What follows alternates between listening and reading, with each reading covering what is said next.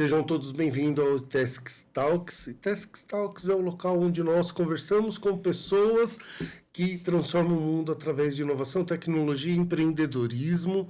E hoje não dá nem para apresentar com quem eu vou conversar, porque já é um velho conhecido do iTasks.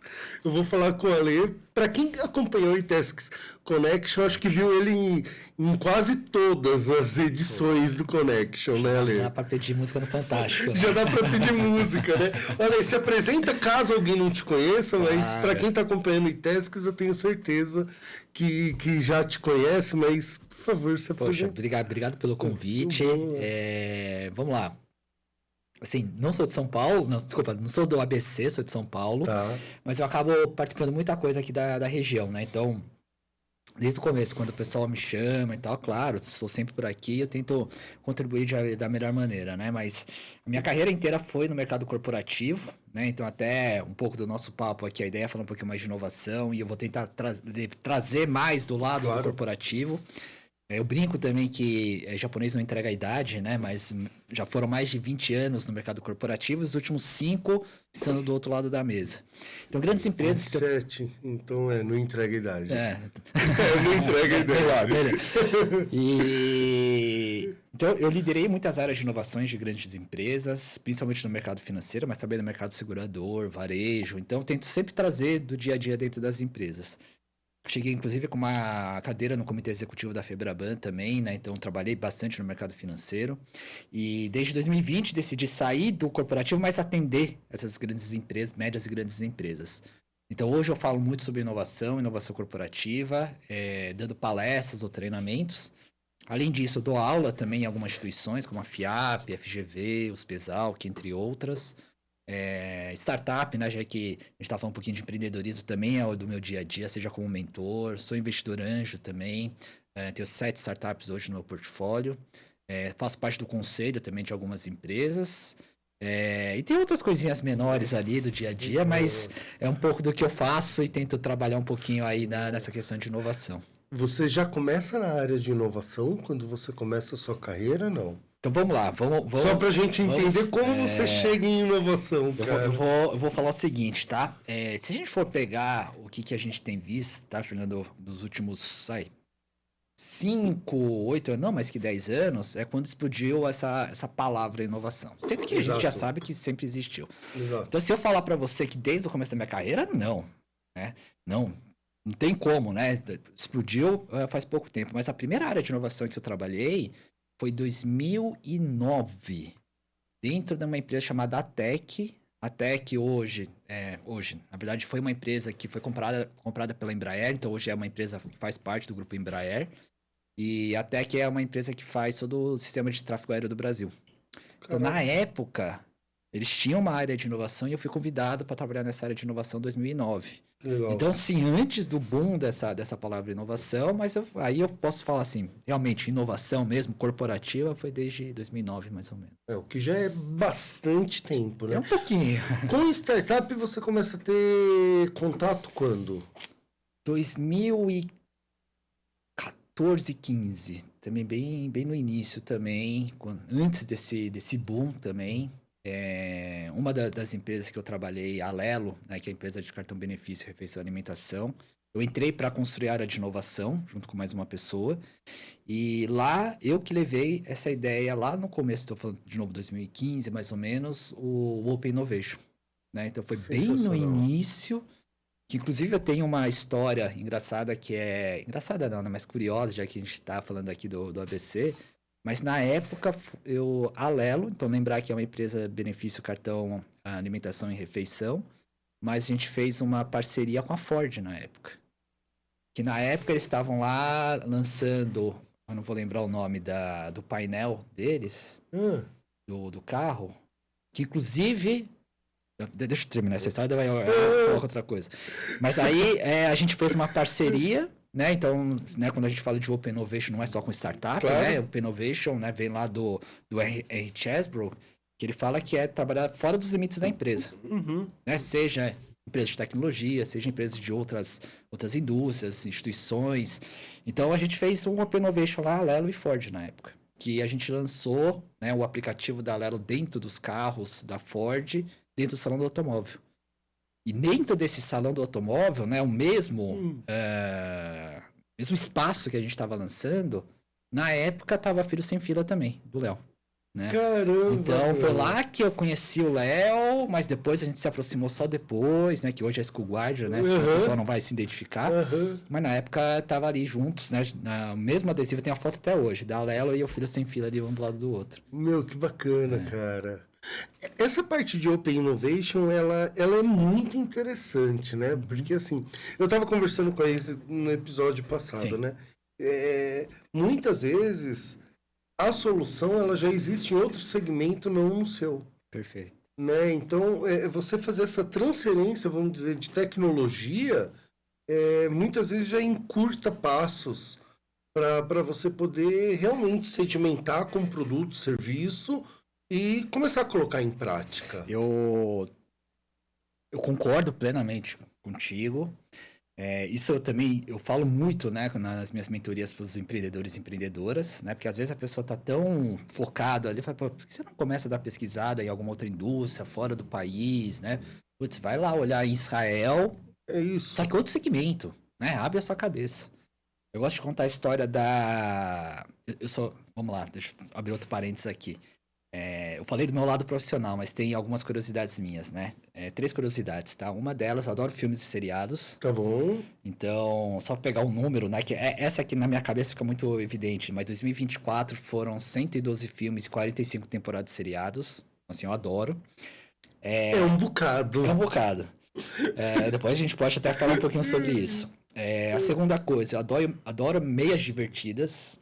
Então, assim, coloridas, do Mickey, da Minnie. Eu tenho uma do Jason, da Sexta-feira 13. Eu tenho uma do Stitch, tenho do Star Wars. Adoro meias divertidas.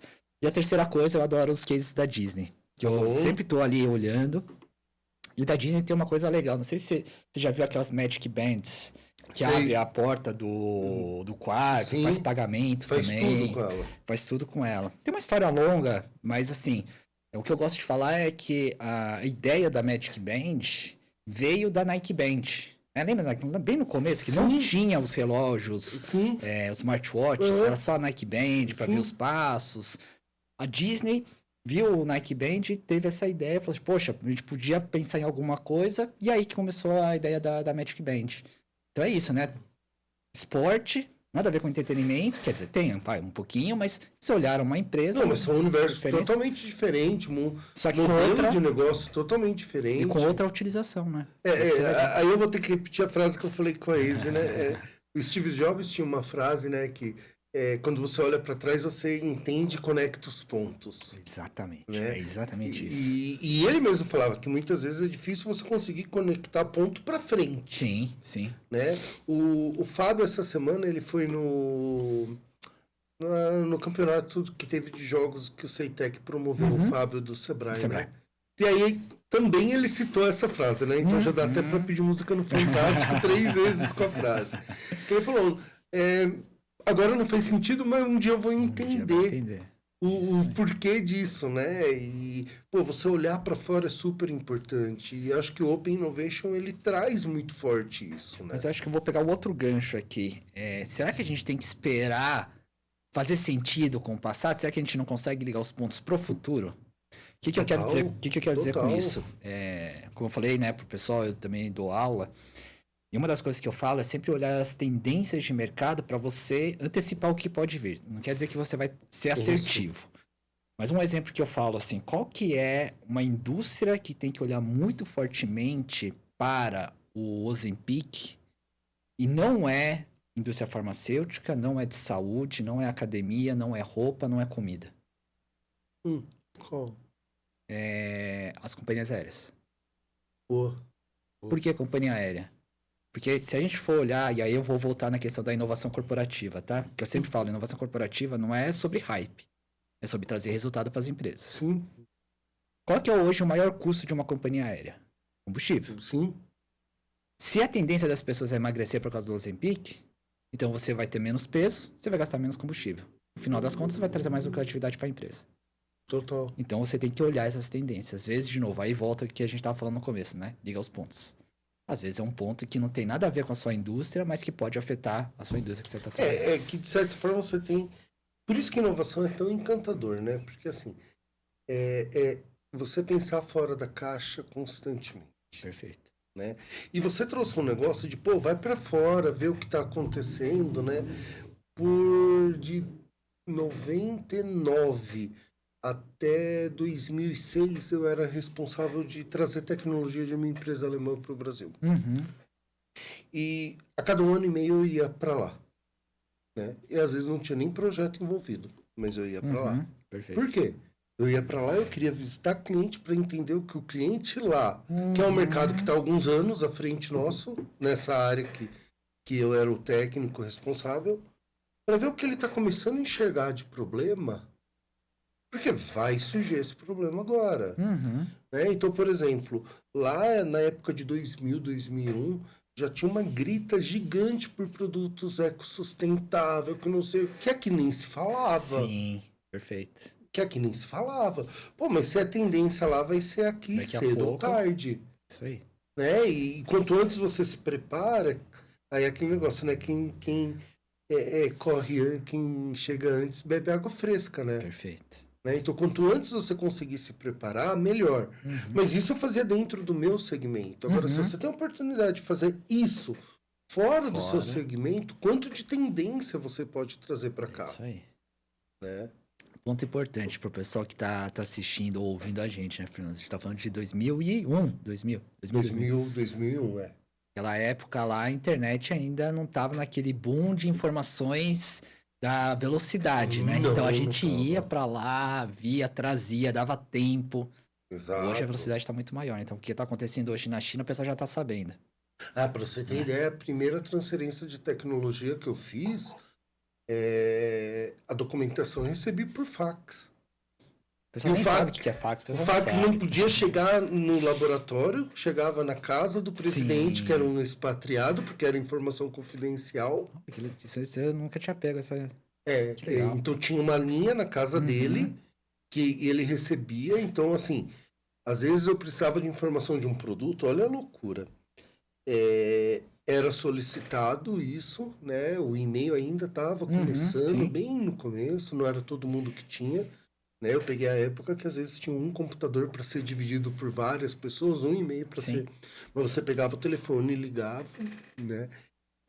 Aí eles mandavam a documentação, primeiro vinha por correio, aí depois começaram um grande avanço vir por fax. Só que era na casa... O fax na casa do presidente. E às vezes ele estava viajando a negócio. Então ele vinha tipo 1 mês depois que chegou o fax. Perfeito. Então, de pedir a informação e receber, era no mínimo 2 meses. Hoje, quando você pede a informação, depois de 5 minutos, você já tá desesperado. Não, WhatsApp, na hora. Como o cara não 5 segundos. Não é? É isso aí. Pra quem não sabe o que é fax, procura no YouTube, porque eu também... Eu não vou falar que eu não sabia, porque eu contei o que eu passei, mas... Aí você tá se enganando, porque não vai procurar no YouTube, vai procurar no TikTok. Eles É vão procurar verdade. no TikTok, não é Putz, YouTube. eu tava falando com a minha filha, né? Eu falei, filha, você não vê YouTube? Ela, não é coisa de velho, pai. Eu falei, puta, você vê onde? No TikTok, tá certo, cara, é isso mesmo. Né? Mas fax era uma impressora wireless. Vai ser mais fácil. Vai ser mais fácil, né? Mas você vê, você tinha um tempo de maturidade diferente. Né? E aí, para não perder o ponto, você começa a ter contato com startup em 2010. Não, startup mesmo 2015, 2016, mais ou menos. O que você enxerga de tanto amadurecimento como de mudança de cenário mesmo, sabe? De startup de 2015 para 26. A gente tá falando aí quase 10 anos, mais de 10 anos. 11 aqui, anos. Né? Acho que a primeira coisa é o entendimento do que é startup. Né? Eu acho que naquela época ainda era muito aquela coisa de é uma empresa pequena, uma empresa que está começando, uma empresa de molecada. Né? Hoje que a gente tem aqui um amadurecimento de negócio em si. De mostrar realmente que são inovadoras, que ela tem ali uma agilidade, que elas conseguem entender o mercado muito rápido, né? De conseguir criar soluções, muito por causa não só do tamanho, mas pela mentalidade, né? E aí a gente está falando, né? A gente estava até nos bastidores falando que ainda não tem aquela governança, né? Então acho que tem essa maturidade de entendimento do que realmente é uma startup. A segunda, eu acho que esse entendimento vai para o lado também não só do mercado, mas do corporativo. Né? Porque na época, quando a gente falava de startup e a gente falava de open innovation, era assim, ó, a grande empresa está aqui. Startup, você quer vir? Se não quiser vir, tudo bem. Ah, vamos fazer alguma coisa juntos?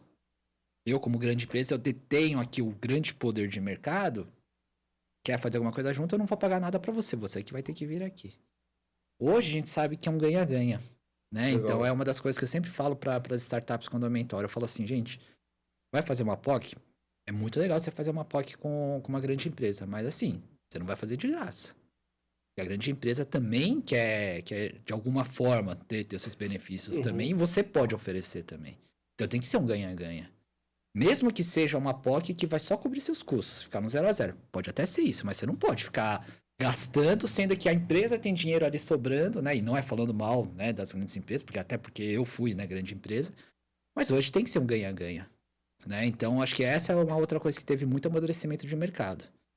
E segundo, que eu acho que, vamos lá, vamos voltar para trás, e aí, de novo, né, brincando com a audiência aqui, mas se a gente for pensar como que era anos 90, até antes, o que era o empreendedorismo do Brasil?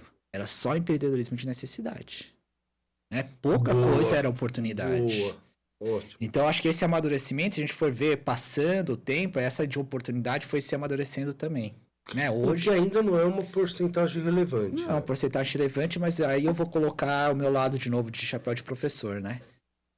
Quantas instituições hoje têm realmente, né, o empreendedorismo ali na disciplina? É isso. Né, nas disciplinas. Né? E aí eu não estou falando só do ensino médio, mas estou falando em graduação, pós-graduação, tem empreendedorismo também. Então a gente está conseguindo ter esse amadurecimento também desse outro lado. E claro, quando a gente fala de oportunidade, muitas delas voltadas à tecnologia. Né? Então acho que isso também ajuda bastante, né, dos últimos 10 anos, esse amadurecimento, todas as perspectivas. Quando você pensa em startup, você percebe, quando você avalia as startups, você percebe que houve um amadurecimento. Sim. Quando você olha a startup do jeito que está hoje, o cenário, tá? O que ainda falta na sua visão, Olê? Vamos lá, acho que você falou muito bem e eu agradeço, assim, acho que você me corrigiu acho que há tempo também. Eu acho que ainda a gente não está num nível maduro suficiente de empreendedorismo. Acho que tem essa falta ainda. E aí eu tô falando desde um conjunto do empreendedorismo, né? Porque não é só, por exemplo, o empreendedor é empreendedor. A gente tá falando de um ecossistema aqui, né? E a gente tá falando, por exemplo, de políticas públicas, né? De investimento.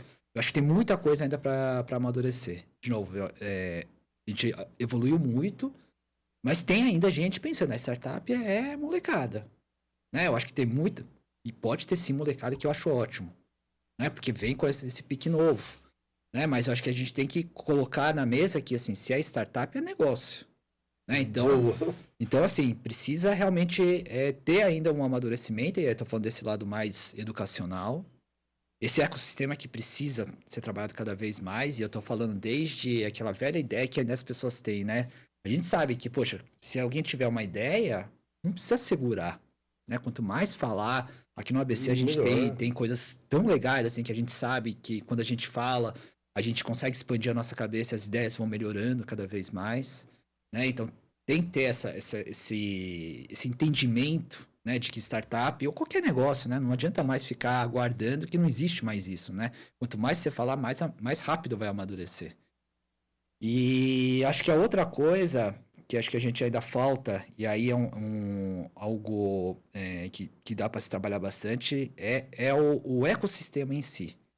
Né? Porque, querendo ou não, a gente tem vários ecossistemas. A gente tem que começar a trabalhar realmente como ecossistema. E aí sim, né?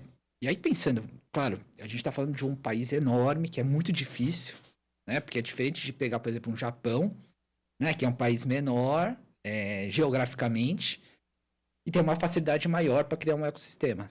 Aqui a gente tem, né, diferentes regiões, diferentes climas, diferentes sotaques, né? Acho que tem muita coisa aqui.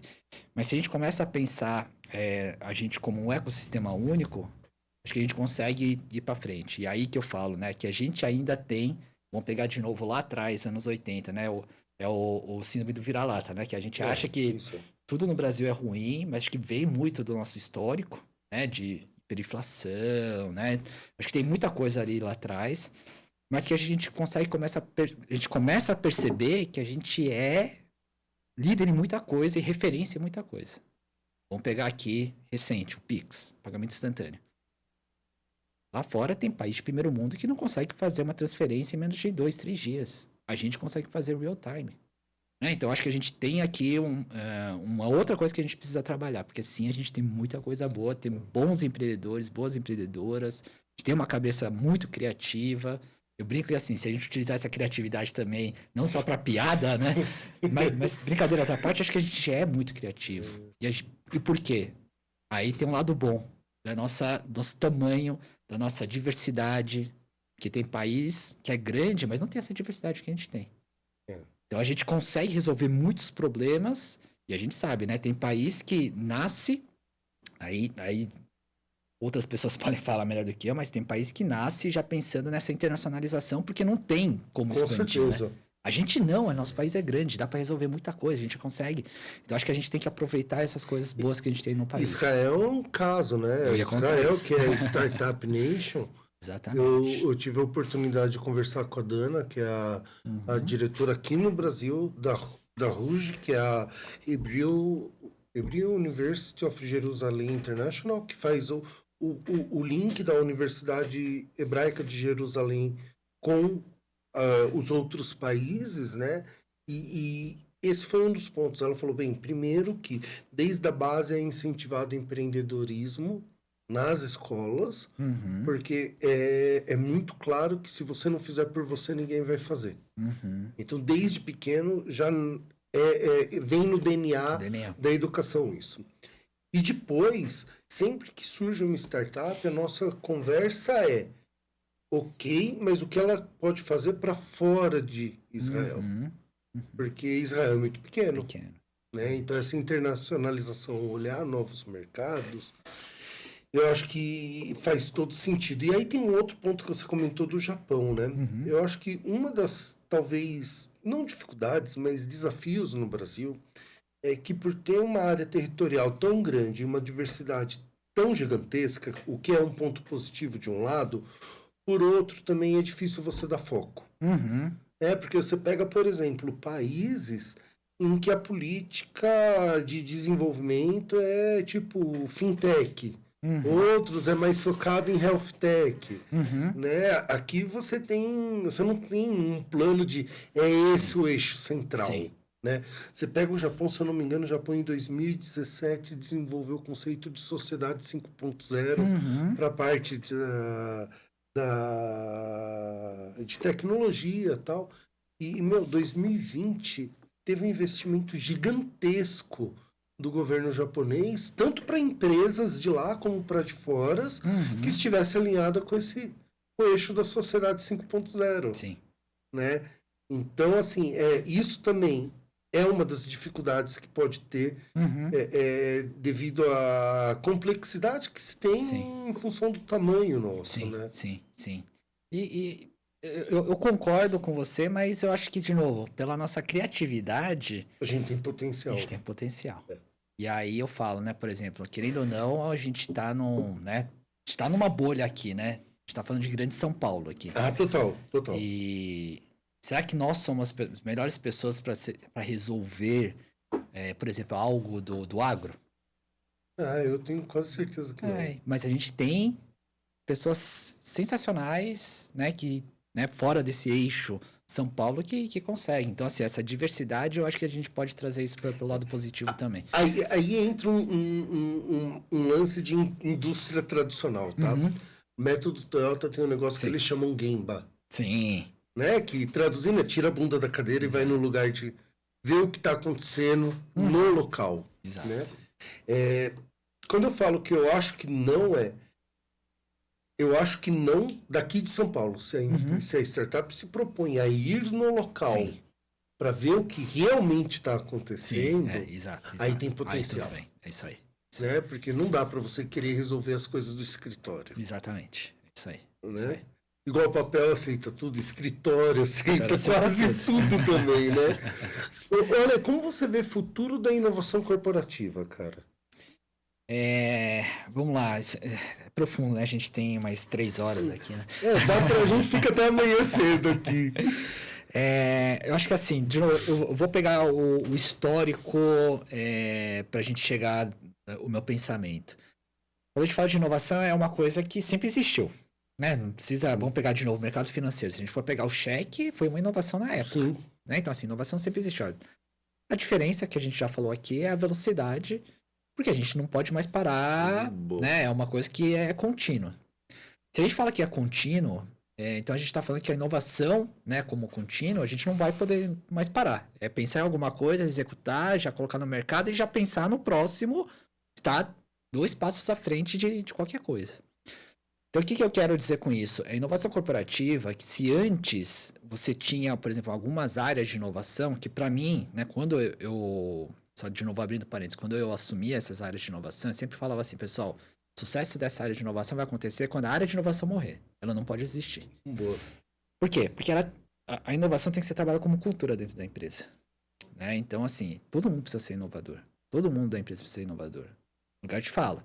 Não é uma pessoa de inovação que vai falar para uma área jurídica que o melhor processo é isso ou aquilo. Não, são os advogados que vão falar dentro da empresa. É a área de compras que vai falar o que é melhor para a área de compras.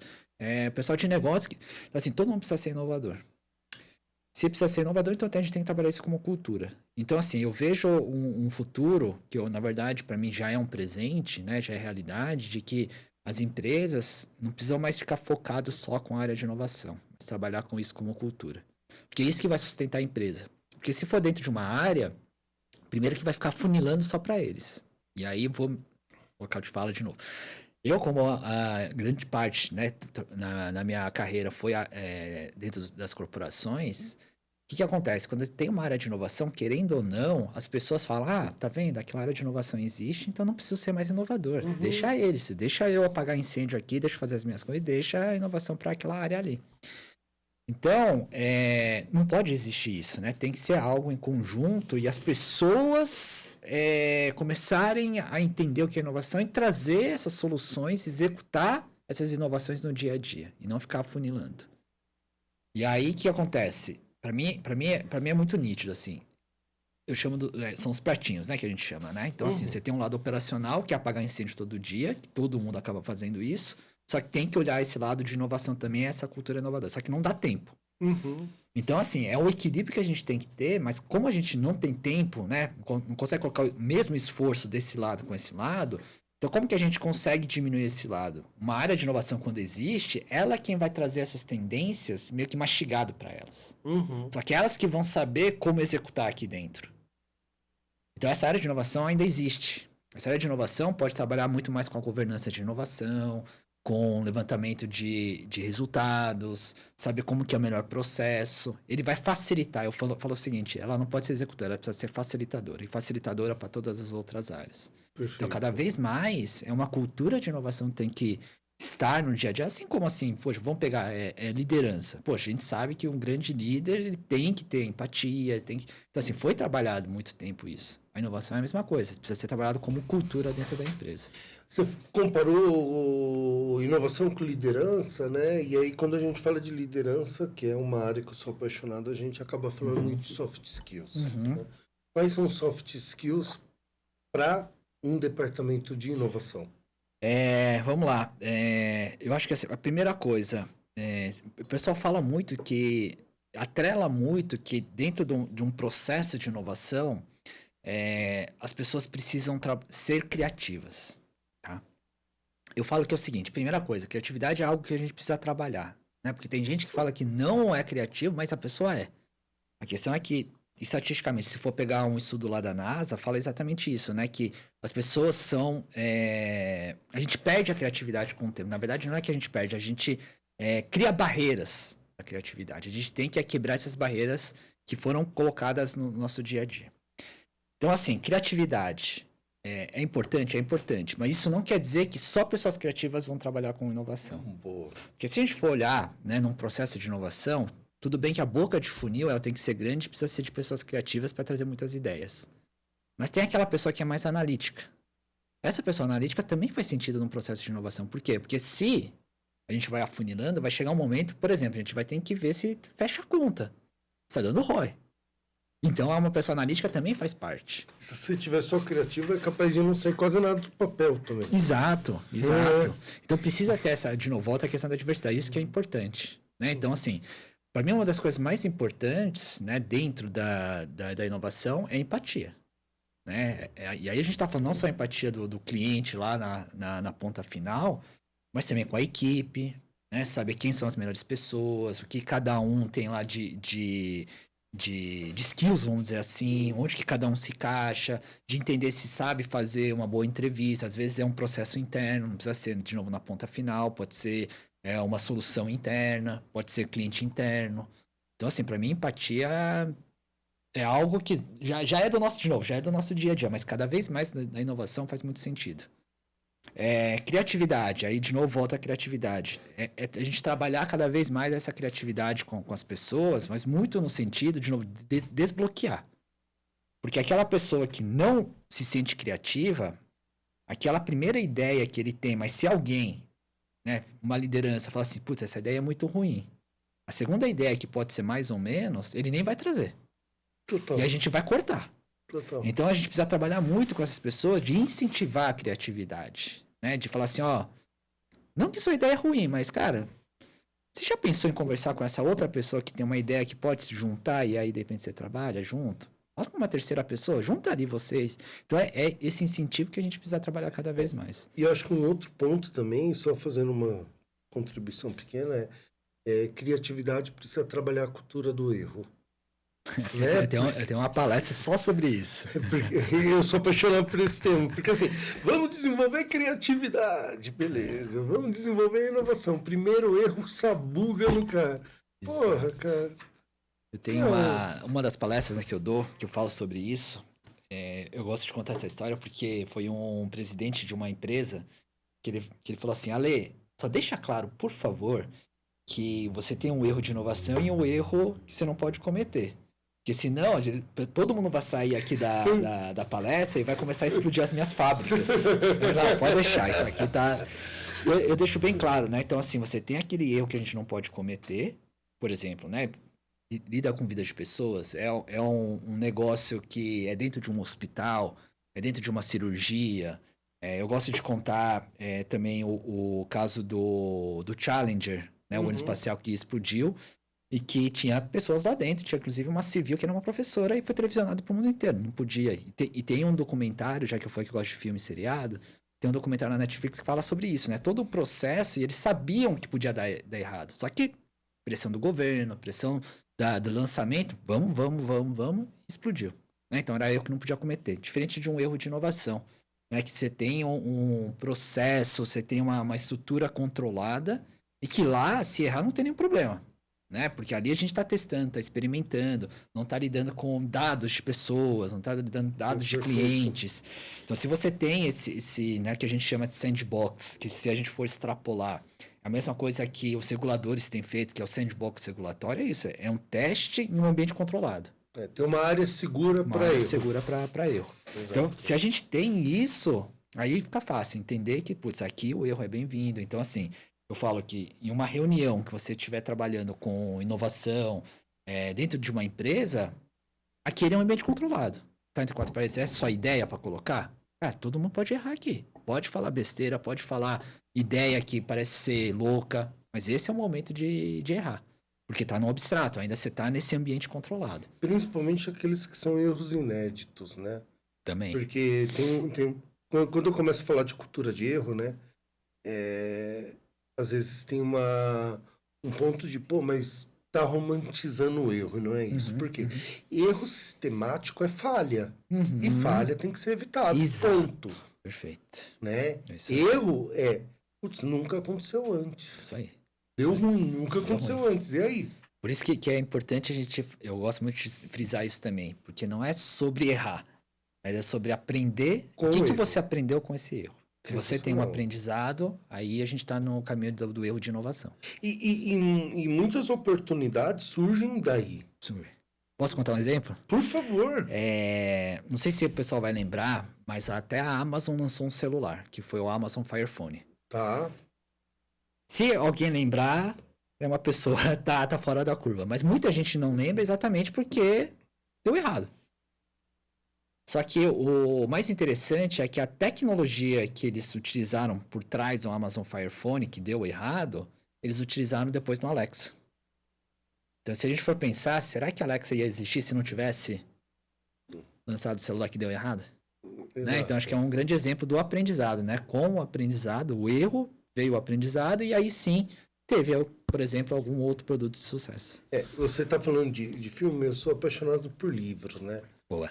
E aí eu tenho um monte de livro que eu ainda nem li, sabe? Mas uma vez eu assisti uma entrevista do Jô Soares, que ele falava assim, que ele lia talvez menos da metade dos livros, né? Porque para ele era um exercício de humildade, porque ele olhava os livros fechados e falava, caraca, quanta coisa eu ainda não sei. Sim, Né? exatamente. E aí eu tenho vários livros, que alguns estão fechados, a maioria eu li. E tem um livro muito legal que chama Leading Disrupt, que fala sobre como você fazer essa gestão dos dois pratos, do operacional e da inovação. Sim. Né? Porque, aí voltando para o tema que você tem que equilibrar os pratos na vida real, né? Porque é o que você falou, você tem a operação que está rolando, que você não pode falhar, né? Se a empresa foca só nisso, ela se torna extremamente rígida e pode terminar algum momento, né? E aí a gente tem vários exemplos, como Blockbuster, como N casos, né? E você tem, de outro lado, que se a empresa for muito inovativa, muito disruptiva, ela também não operacionaliza nada. Perfeito. Né? Exatamente. Então, como você controla os dois, sabe, para inovar e ter o controle operacional. Exato. Esse é um livro que eu sempre recomendo para as startups, porque eu gosto muito de uma ideia que fala assim, a startup quando fica grande vira empresa. Sim, né? E muitos até se decepcionam, né? Porque eu quero um negócio legal, de inovação, disruptivo. Pô, agora tem que ter controle, tem que ter processo, tem que ter o cara do financeiro falando que isso não pode, tem que ter compliance. Perfeito, né? Só que se ela não aprender a lidar com isso como negócio, ela sempre vai ser uma ideia. Exato. Né? Então, o fim de toda startup é um negócio. Ela pode ser um negócio com uma veia inovadora ou não. Sim. Mas é um negócio. Não é à toa que tem várias empresas que nasceram como startup que realmente, né, teve essa, entre aspas, burocratização, mas você continua com algumas spin-offs, né, umas empresas paralelas que trazem, então você tem a robustez, né, toda a governança, mas você tem outras empresas em volta, né, para ainda continuar com essa ideia inovadora, que inclusive algumas dessas nem tem essas áreas de inovação. Né? Porque tá na cultura mesmo, já né? Tá essa na inovação. cultura. Então, assim, mesmo trazendo empresas separadas, spin-offs ou até squads ali, né? Mas que todo mundo ali tá rodando e tá entendendo o que é inovação, ainda continua com a inovação. Agora, deixa eu abusar do seu lado de professor, né? Porque o bom de gravar podcast é que você faz consultoria, você recebe consultoria gratuita, né? É bom, vamos ver se eu ajudo, né? Às vezes também. Não, mas eu estava conversando com o Graco, o Craco. Ele é o cara que é responsável por fazer embalagens para jogos. Tá bom. Tá, então ele tem grandes clientes, a empresa dele faz o design disso. Legal. E aí a gente estava fazendo um processo junto, porque assim, ele é muito criativo e ele é a mente criativa do negócio, e aí a pira dele sempre foi assim, pô, como que eu faço isso? Porque a empresa não pode depender só dele. Sim. E quando a gente vai estruturar, a gente vê que tem um processo para criatividade. E tem um processo para inovação. Exato. E aí eu queria que você falasse um pouquinho desse processo de inovação, sabe? Que não é um negócio ao acaso. Putz, acordei e tive uma ideia. Pode ser que aconteça. Mas tem um processo de inovação por trás, né? Isso aqui também é um pouquinho mais complicado, mas vou tentar explicar aqui. Tem uma palestra que eu falo sobre isso também, tá? Que acaba sendo influência para algumas empresas, que vira também um treinamento ou até uma consultoria. Mas a primeira coisa que eu falo assim, não existe uma receita de bolo, Boa. né? Então, se tivesse receita de bolo, a gente pegava um exemplo de um Google da vida, né? Comprava um livro e a gente aplicava isso dentro das empresas. Então, assim, não existe receita de bolo. Por que que não existe receita de bolo? E aí, eu gosto sempre de explicar, porque senão a pessoa fala, mas é fácil falar. Não, porque é o seguinte, cada empresa funciona de uma maneira diferente, porque tem empresa que é regulada, tem empresa que não é regulada, tem empresa que nasceu há 2 anos atrás, tem outra que é centenária, tem empresa que tem 10 colaboradores, tem outra que tem 100 mil colaboradores, então não dá pra gente colocar tudo junto, pegar, copiar e colar. Então, assim, a gente tem que entender muito bem a cultura da empresa e como que funciona a empresa, né, dentro do seu ambiente. Então, assim, alguns exemplos que eu dou, inclusive, isso também tá na minha palestra, tem uns slides que eu falo sobre isso. Como que eu pensei de empresa para empresa, mas uma delas, a gente criou um processo, e aí volta tudo que a gente falou, tá? Mas você tem um processo ali que não pode errar, que é um processo de projetos, que funciona hoje super bem em qualquer empresa. Você tem um ciclo de priorização, você tem de projetos, você tem o ok ou não, e depois entra na esteira de projetos. E aí você trabalha dentro de projetos. Isso é uma esteira normal de projetos que vem do planejamento estratégico. Inovação é a mesma coisa. Inovação você tem que vir do planejamento estratégico, não pode ser por hype. Então você tem que vir daqui do planejamento estratégico. A diferença é que inovação é uma esteira separada. Então essa esteira a gente não muda, essa daqui a gente trabalha com essa esteira. E que essa esteira, primeiro, seja separada no sentido do sandbox, né? Então esteja ali num ambiente controlado. Então lá pode errar quantas vezes quiser, que não tem nenhum problema. Mas quem vai executar não é a área de inovação. Aí volta a questão do facilitador. Poxa, é um negócio pensando em uma inovação de um produto novo. Então tá bom, vamos trazer pessoas de negócio, vamos trazer pessoas de tecnologia. Se é uma pessoa, se é um produto que vai entrar na regulação, traz o jurídico junto.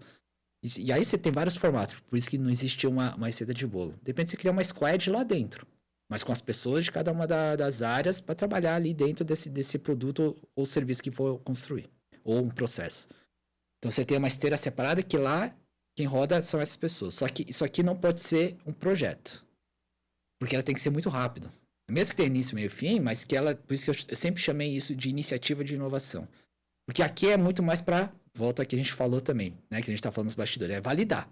Você validou, putz, agora de repente vira um projeto e que de repente até vira um fast track para entrar direto na esteira de projetos. Mas pelo menos você já validou. E como que é a validação? Vou pegar exemplos reais, tá? De empresas que eu já ajudei também. Existia esse processo separado, mas era a área de inovação quem executava. Aí o que aconteceu? Uma vez, eles construíram um produto super inovador, não falaram com a área de TI, estava super ok, aprovado pela diretoria, só que, por exemplo, a linguagem de programação não era uma homologada. Aí quando foi para cá, veio o quê? O pessoal falou, não, isso aqui a gente não aceita, não tá homologado. Não tá homologado, eu já passei nisso. Então, fica rodando várias vezes. Né? Então, quando a gente traz todo mundo para esse processo aqui de inovação e faz as pessoas participarem, aí a passagem é muito mais fluida. E aí que a gente consegue trabalhar também, que a gente falou agora há pouco, a cultura de inovação. Porque todo mundo está experimentando aqui. Pô. E aí todo mundo já tem essa cabeça inovadora. Então, assim, é um processo, como você falou, tem que ser trabalhado. Não é eureka e vamos já começar a fazer, não vai funcionar. E o processo não significa que tem etapas fixas. Não tem etapa fixa, né? Perfeito. Mas por que eu quis trazer esse tema? Porque, para mim, uma das formas mais inteligentes para startup é participar de pitch reverso. Com certeza. Porque o cara tá falando, dói aqui. Exatamente. Se você tiver um remédio para isso, pô, faca e queijo na mão. Só que se ele não tiver esse conceito que você explicou, aí ele bate a cabeça a hora que vai apresentar. Perfeito. Né? E tem outra coisa, né, Fernando, que assim, vamos voltar a falar dos pratinhos, né? Se não tem pitch reverso, imagina o que acontecia antes, né? As startups batendo porta a porta, recebendo um monte de não entendendo por quê. É o tempo, né? É o nosso tempo. E assim, o empreendedor e empreendedora não pode perder tempo também, porque assim, se não tem cliente, você não vai tendo caixa, daqui a pouco vai morrer. Então assim, o pitch reverso é uma coisa muito legal, assim, que a gente consegue começar a ver a produtividade. E aí, de novo, né? É o foco ali, mas entendendo esse processo, onde que encaixa para saber também como que funciona. Porque isso... Desculpa, Não, fala. Não, eu ia falar só um caso ali atrás também, 2016, 2015, lá no começo, né? Eu participei junto com um grande banco, né? Foi um dos primeiros programas de Open Innovation do mercado, e que foi isso, assim, era um programa de aceleração, os aprovados entravam numa aceleração dentro desse banco, que depois de aprovado era um ano, né, acelerando dentro do banco e que você colocava o seu produto, né, da sua startup dentro do banco. 2016 eu tô falando, tá? Conheço várias, acho que foram 10 aprovadas esse ano, não me lembro agora o número, tá? Mas se me engano 10. Eu lembro que assim, 9, depois de um ano, não conseguiu nem conectar com o sistema do banco. Por quê? Porque o banco não estava preparado, né, para startup. Não tinha esse ambiente controlado de teste. Você tinha aquele ambiente robusto que só de assinatura de contrato, de termos e tal, demorou um ano. Eles não conseguiram nem conectar. Por quê? Porque era o único fluxo que tinha. E passava era o mesmo fluxo para qualquer empresa, para qualquer produto, qualquer serviço do banco. Mas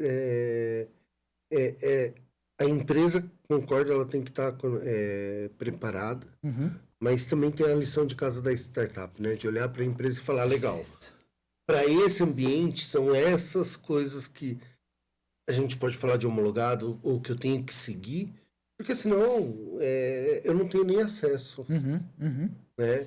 E eu vejo que talvez esse aí é um dos pontos mais críticos no pitch reverso. Que a ideia é muito boa, mas não consegue se conectar. Sim. E aí, de novo, nossos bastidores aqui que a gente falou, né? Aí é bom, né? Isso eu não tô falando que é obrigatório, mas é bom a startup também ter o cabelo branco, né? No meu caso, barba branca, por favor. Mas eu acho importante, porque é isso, senão a startup não pode frustrar, né? Porque falar assim, poxa, mas precisa disso? Mas por quê? Não faz sentido? Não faz sentido. Porque a gente tá falando de uma grande corporação que tem marca, tem reputação, então tem o porquê, né? Ter tudo isso, né? Então, assim, não conseguir se conectar, e se a startup não tá preparada, vai ser isso, né? Ele vai se frustrar e vai falar, poxa, mas tá vendo? Mais uma empresa que precisa disso. Não, precisa. Né? Então, precisa saber, por isso que eu falo, volta ao que a gente falou ali, do amadurecimento de mercado. Eu acho que os dois lados estão começando a se encaixar, a entender. Acho que ainda tem algumas coisas para serem trabalhadas, mas cada vez mais a gente vê resultado. E aí volta o que eu falei também, né? Porque no final das contas, inovação não é hype, é resultado. Exato. Então, agora que a gente começa a ter realmente essas aproximações para que gere realmente resultado para os dois lados. A gente falou um pouquinho de tendência. O que você enxerga de tendência para 26 em inovação, Ale? Nossa, aí você quer a bola de cristal, assim, né? Claro, é consultoria gratuita, né? É consultoria gratuita, ué. Eu acho que assim, uma tem... De forma macro, sim, né? sim. Porque... Eu acho que é o seguinte, eu vou acabar falando, né, o que todo mundo sabe, mas inteligência artificial não é só tendência, mas é uma realidade. Mas 2025 a gente trabalhou muito tempo, desculpa, não trabalhou muito tempo. A gente começou as principais discussões no final de 2025 foi do ROI de inteligência artificial. Porque a gente estava falando muito sobre o hype da inteligência artificial, onde que a gente pode usar, onde pode utilizar. Só que ao final de 2025 a gente começou a falar muito mais do ROI. Então acho que 2026 vai ter um amadurecimento muito grande. Então aqueles projetos, né, que a gente achava que era só hype, agora a gente vai começar a ser mais assertivo. Realmente colocar isso no papel para mostrar que não é bala de prata, tem coisa que não vai funcionar, tem coisa que vai funcionar. Então acho que a gente vai começar a pensar mais estratégico. E aí vale, tanto startup como grandes empresas. Então, assim, startup, poxa, não adianta nada só colocar por colocar inteligência artificial. Tá dando resultado? Pô, tá dando resultado, então vale a pena. Grandes empresas, a mesma coisa. Vou trazer uma startup de inteligência artificial, mas dá resultado? Não dá, então não faz sentido. Então, acho que tem que começar a olhar muito mais do resultado em si, do retorno, principalmente. Acho que essa é a principal tendência e já estava se trabalhando em 2025. Tá? A segunda coisa, isso também acho que está muito claro desde o desde o começo de 2025, sobre a evolução, quer dizer, os próximos passos da inteligência artificial generativa. Né? Então a gente está falando, por exemplo, do Physical AI. Né? Cada vez mais os robôs com inteligência artificial generativa tá no dia a dia, China, Estados Unidos, inclusive. Eu acho que isso está começando a amadurecer. E aí sim a gente está, apesar de ter muita coisa ótima com IA dentro das indústrias, eu acho que a gente vai ganhar ainda mais coisa. E aí, quando a gente fala de indústria, eu acho que vai ter uma grande virada de chave para o Physical AI. Eu acho que isso, de novo, desde o final de começo de 2025, a NVIDIA já falava sobre isso, mas eu acho que começa a virar uma realidade para 2026 também. Para as startups, tá? Pensando... O ABC, ele é um celeiro, né? O Sebrae acho que fez um mapeamento que tem 120 startups aqui no ABC, né? E aí eu concordo muito com o que a gente falou logo no começo da síndrome de cachorro vira-lata, né? Porque muitas do ABC acabam procurando São Paulo por síndrome do cachorro vira-lata, né? Mas para você que tem acompanhado esse movimento de startup há bastante tempo, trabalha muito com inovação, quais são os pontos principais de atenção que você daria como sugestão para as startups para esse ano de 2026? Eu vou falar uma coisa aqui que talvez seja polêmico aqui, tá? Boa. Aí já fica para o próximo episódio, inclusive. Já é gancho, vamos lá. Aula de marketing. Eu acho que é o seguinte, a gente tem que começar... eu vou falar mais... Eu vou entrar na startup, tá? Mas eu acho que a gente tem que começar a questionar os nossos negócios se realmente todos os negócios precisam virar startup. Ótimo. Tá? Perfeito. Porque eu acho que assim, de novo, a gente teve um momento muito legal de startup, a gente avançou muito, mas eu acho que virou uma coisa assim, poxa, todo mundo, quer dizer, na verdade, as pessoas começam a falar para os empreendedores que precisa virar startup, mas não necessariamente precisa. Porque às vezes não precisa mesmo, às vezes é uma lojinha ali no bairro, tá atendendo a cidade inteira, tá dando lucratividade e já tá ótimo. E aí, quando fala para escalar, pensa em como startup, pensa em trazer tecnologia e tal, não sei o que, aí desanda, sabe? Eu acho que não necessariamente precisa virar, tá? Acho que essa é a principal questão. Então, o que eu quero dizer com isso? Eu acho que a gente tem muita coisa, e aí eu vou pegar o gancho de novo que a gente falou. A gente tem muitos negócios e empreendedorismo de necessidade e tem os empreendedores de oportunidade. Necessidade, acho que a gente tem que trabalhar cada vez mais, então isso é importante. Eu acho que necessidade é um pouco mais difícil quando a gente fala de startup, tá? Mas se a gente olhar para de oportunidade, e aí sim, tá? Olhar quando vira ou nasce como uma startup, a gente ainda tem que lembrar do propósito, tá? Que eu acho que isso é importante, porque, de novo, vou pegar o seu gancho agora, síndrome do vira-lata. Às vezes a gente olha de um monte de coisa que, putz, vai resolver o problema mundial, mas a gente esquece de resolver o problema do Brasil. E acho que a gente ainda tem muita oportunidade. E aí, por isso que todo o nosso podcast faz sentido. Aí começa a pensar na criatividade, por exemplo, né? Então, assim, poxa, será que a gente não consegue resolver muita coisa aqui do Brasil trazendo a criatividade, já que a gente tem local de fala, a gente conhece, que a gente consegue resolver? Então, assim, em 2025... eu fiz todo o meu mapeamento, eu gosto de números, né? Então, eu visitei, né? Palestras e treinamentos, foram 11 estados diferentes pelo Brasil. Então, eu conheci vários ecossistemas que, como é interessante a gente ver que são realmente dores diferentes em cada região.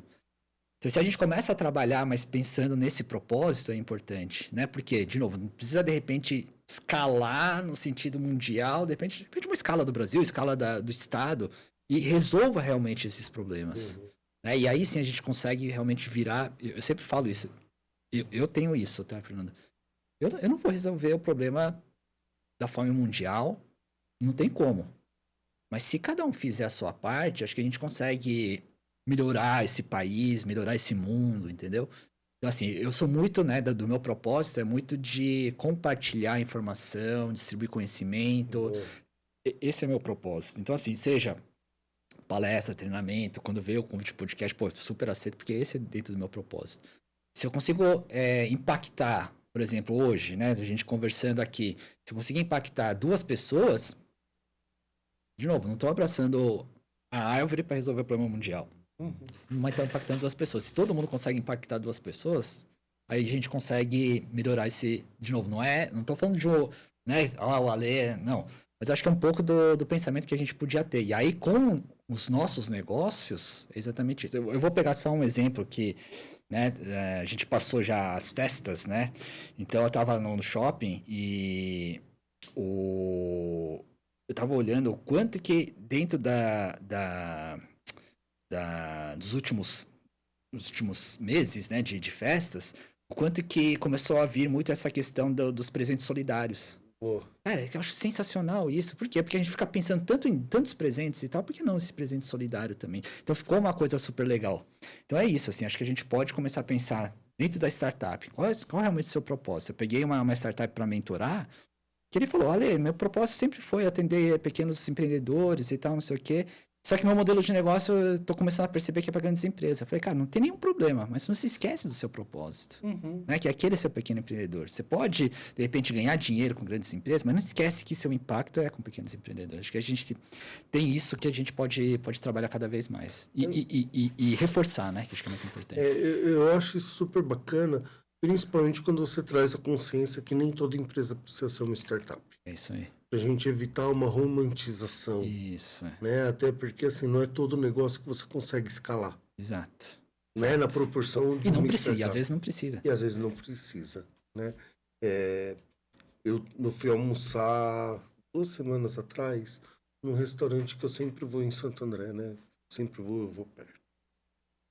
E, meu, é um sobrado de 2 andares, né? Aí eu comecei a fazer as contas e falei, puta, é um baita negócio isso. Né? Que quem tá envolvido com empreendedor senta no restaurante e faz conta, né?